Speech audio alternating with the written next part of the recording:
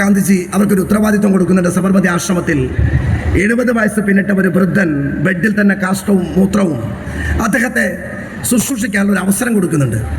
ആ സ്ത്രീ അത് ഏറ്റെടുത്ത് കാഷ്ടവും മൂത്രവും വൃത്തിയാക്കുന്നതിനിടയിൽ ആ വൃദ്ധൻ്റെ അസഹ്യമായ തെറിയും കൂടി കേട്ട് സഹിക്കാൻ കഴിയാതെ 1 ദിവസം 2 ദിവസം ഒരാഴ്ച നീണ്ടു നിന്നു. അവസാനം ആ സ്ത്രീ ഈ തെറി കൂടി സഹിക്കാൻ കഴിയാത്തപ്പോൾ ഗാന്ധിജിയോട് പറയുന്നുണ്ട്, ബാപ്പുജി എനിക്ക് കഴിയില്ല ഇവിടെ നിൽക്കാൻ, എൻ്റെ ഉത്തരവാദിത്വം മാറ്റിത്തരണം. അവരുടെ കാഷ്ടവും മൂത്രം വൃത്തിയാക്കും, അവരുടെ തെറിയാണ് സഹിക്കാൻ കഴിയാത്തത്. ഗാന്ധിജി ആ സ്ത്രീക്ക് മറ്റൊരു പൂന്തോട്ടം നനയ്ക്കാൻ ഉത്തരവാദിത്വം കൊടുക്കുന്നുണ്ട്.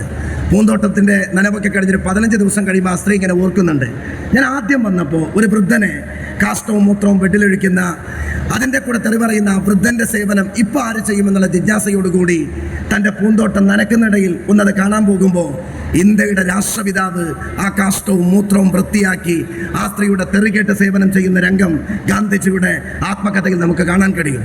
ലോകത്തിനെല്ലാ മേഖലയിലും അത്തരത്തിലുള്ള സേവനം സമർപ്പിച്ച മനുഷ്യൻ്റെ ജന്മദിനത്തിൽ ബഹുമാനനായ പത്മശ്രീ ഡോക്ടർ ആസാദ് മൂപ്പൻ കാസർകോട്ടുകാർക്ക് സമർപ്പിക്കുന്ന ഈ ഹോസ്പിറ്റൽ ഞങ്ങൾ 2 കൈകൾ നീട്ടിക്കൊണ്ട് സ്വീകരിക്കുന്നു എന്നുകൂടി സൂചിപ്പിച്ചുകൊണ്ട് കേരളത്തിൻ്റെ അതിർത്തിയിലെ ഒരു MLA എന്ന ನಿಲಕ್ಕೆ ಈ ಕಾರ್ಯಕ್ರಮದಲ್ಲಿ ಭಾಗವಹಿಸುವಾಗ ಕಾಸರಗೋಡು ಅಂತ ಹೇಳಿದರೆ ಭಾಷೆಗಳಿಂದ ಕಲೆಗಳಿಂದ ಸಂಸ್ಕೃತಿಗಳಿಂದ ಸಂಪದ್ಭರಿತವಾದ ಮಣ್ಣು ಆಸಾದ್ ಮೂಪನ್ ರವರ ಈ ಒಂದು ಆಸ್ಪತ್ರೆಗೆ ಹೃತ್ಪೂರ್ವಕವಾದ ಅಭಿನಂದನೆಗಳನ್ನು ಸಲ್ಲಿಸಿಕೊಂಡು ನನ್ನ ಮಾತಿಗೆ ವಿರಾಮ. ಜೈ ಹಿಂದ್.